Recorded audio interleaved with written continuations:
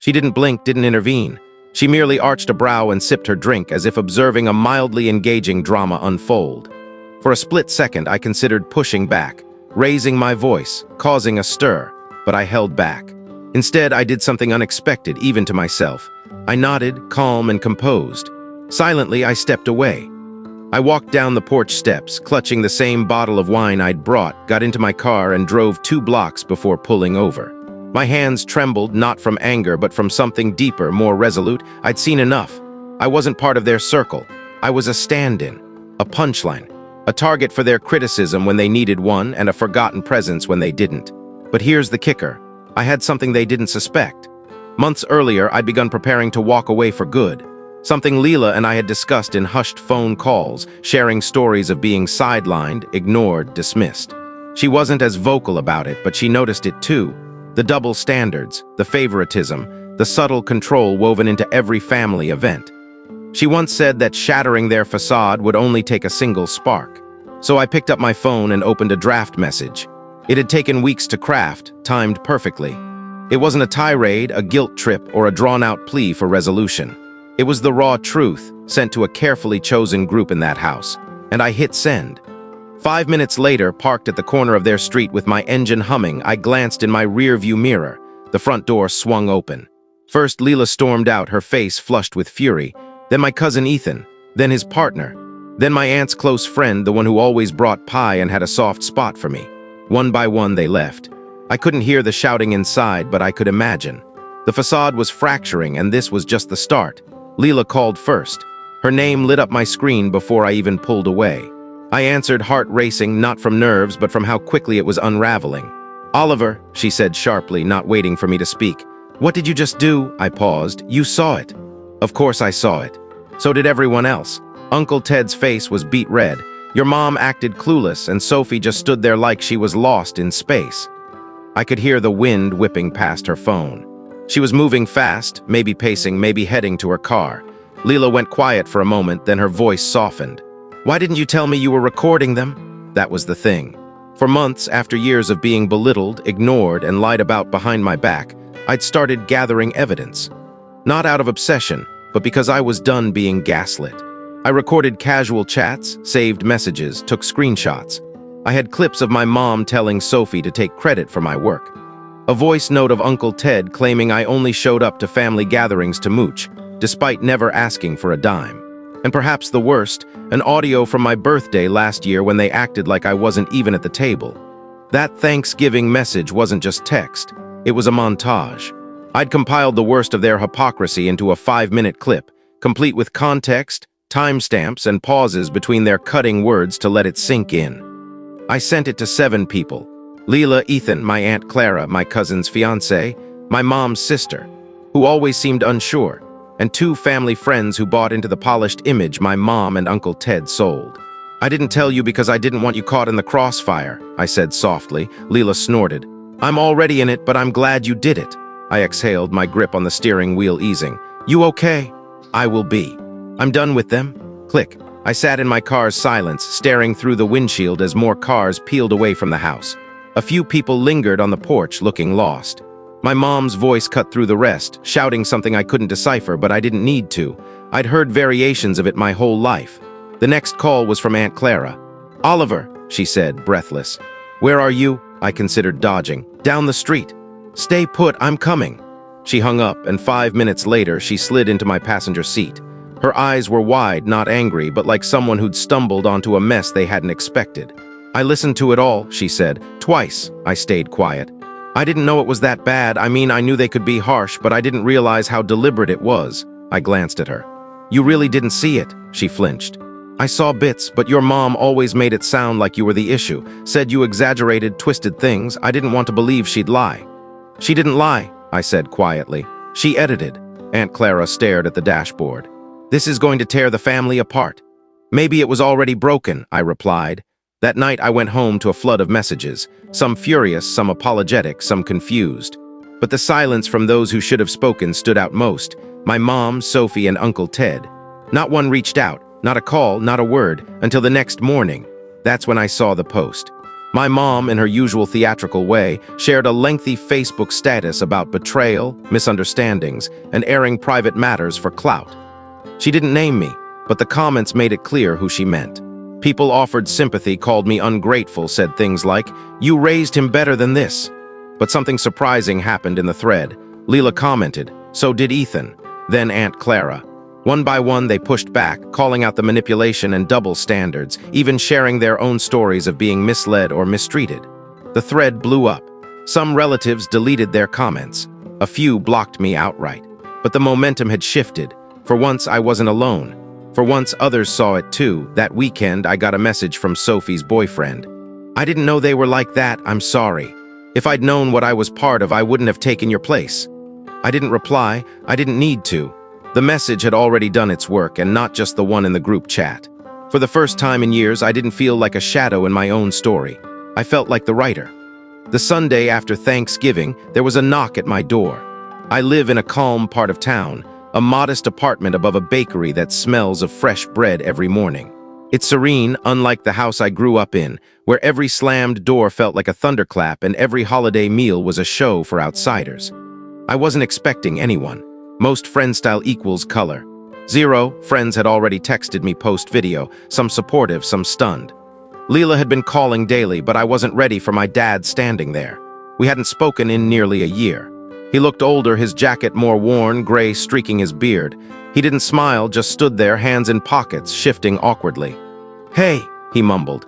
"Didn't expect you," I said, stepping aside but not exactly inviting him in. He hesitated, then entered, scanning my apartment. It was tidy, filled with things that brought me joy, vinyl records, books I actually read, a photo of Leela and me from the Thanksgiving we ditched for burgers. "I saw the clips," he said. "Your aunt sent them." I waited. He sat on the edge of my couch, staring at the floor. "Your mom's freaking out, says you set her up, says you distorted everything." I leaned against the counter. "Did I?" He rubbed his nose, tense. "I knew things were rough between you two, but hearing it was brutal." I crossed my arms. "Brutal for who?" "For me," he said, meeting my eyes. It made me see I let it happen. For years, there it was, the first honest thing he'd ever said that felt like a reflection instead of a brush-off. I stayed silent. "You remember when you were 13 and your mom threw out your sketchbook?" I nodded. That day stuck with me. Months of drawings trashed over a B in math. "She said you drew something offensive." "I sketched her yelling at me, that's all." He gave a dry chuckle. "I bought it, never asked to see it." "That was the routine," I said, my voice steady. "She'd say something, you'd go along, Sophie would play her part, and I'd be left wondering if I was crazy or just worthless." He wanted to argue, I could tell, but he didn't. He just nodded, letting the silence linger. "I can't undo it," he said finally, "but I see it now. I wish I'd spoken up sooner." I believed his regret, but silence cuts deep too. "Thanks for saying that," I said, "but what do you want from me?" He exhaled. "I don't know, I just wanted to check on you." "I'm better," I said honestly. "Now that I'm out, now that I've stopped hoping they'll change." He nodded. "They're planning damage control. They think it'll blow over." I raised an eyebrow. "Will it? Some are moving on. Some are scared to choose sides, but a few, they're pissed, especially about the money." The money. I hadn't told anyone outside the message, but for years I'd quietly supported family members. Rent repairs, even a loan to Sophie when she claimed she needed to escape a bad relationship. I never asked for repayment, hoping it'd earn me a place. I stopped 3 months ago, redirecting my help to Leela and real friends. The video's closing note read, "This is why I stopped funding your lives." "They say you're punishing them," my dad said. "They punish themselves," I replied. "I just stopped enabling it." He didn't argue. Eventually, he stood.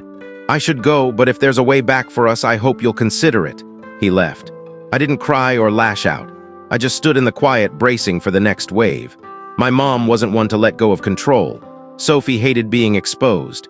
Thanksgiving was the spark, but Christmas was coming, and if they thought they could act like nothing happened, they were in for a surprise. I wasn't done. By December, the family Christmas group chat was silent. Usually buzzing with potluck plans and memes, it sat empty except for Leela's last message. "Let me know when you're ready to own up." No replies, no reactions, just a void of unspoken guilt. I wasn't invited naturally. But for the first time, I didn't care. I was free from fake smiles, from Sophie's accolades drowning out my existence, from my mom's jabs and Uncle Ted's comments about my sensitivity. I was free from being their scapegoat. But I wasn't finished. The video had cracked their image, forced tough talks, but they hadn't changed. They were hiding, waiting for the storm to pass, believing they'd rewrite the story. I made sure they couldn't. I started with the money. I sent Sophie a legal letter about the $3,000 I'd gifted her to escape her abusive boyfriend, who was still with her, sitting in my spot at Thanksgiving. I gave her 60 days to repay, no threats, just documentation. I canceled the bank transfer covering Uncle Ted's property taxes. He'd never asked directly, just hinted at hard times, so I'd paid them annually. Not this year. His bank declined the payment on December 3rd. My mom's car lease, covered by me for 5 years, was the big one. She never thanked me, acted like it was my obligation. She didn't know the car was in my name. On December 10th, I repossessed it. The calls came like a storm. Sophie screaming, Uncle Ted trying to reason with me like I was a kid throwing a tantrum. Then my mom, calm but cold. "So this is who you are?" "No," I said. "This is who you turned me into." Click. Christmas Eve wasn't lonely. I spent it with Leela and friends at her place, cooking, lighting candles, playing games, and exchanging simple gifts. It was the warmest holiday I'd known. Around midnight, Leela poured us wine and sat beside me under a blanket. "They called me," she said. "Damage control? Yup, your mom said I'm dividing the family." "You are," I said. "The part that needed to go." She rested her head on my shoulder. "She also said she's gonna set things straight." I sighed. "Of course." Christmas morning, I saw what she meant. A long Facebook post about family struggles, private pain going public, and some being swayed by lies. It was her usual vague, sympathetic performance. I didn't comment. I didn't need to. The truth was spreading. Aunt Clara posted, "You can't fix a family by pretending it's not broken. Proud of you, Oliver." Ethan shared a screenshot of a text from my mom badmouthing me after I helped with his college books. His caption, "We saw it. We just didn't want to admit it." Cousins, old friends, even Sophie's old roommates started reaching out, apologizing, sharing their own stories of mistreatment. It was like a dam breaking. Everyone had wounds. They were finally speaking up. A week later, I got a handwritten letter from my mom, not an apology, but a warning. I was ruining the family's reputation, making enemies I couldn't handle, facing consequences for public embarrassment. It felt like the final gasp of someone losing control. I tossed it in the trash. I didn't need to fight her anymore. The truth was doing the work.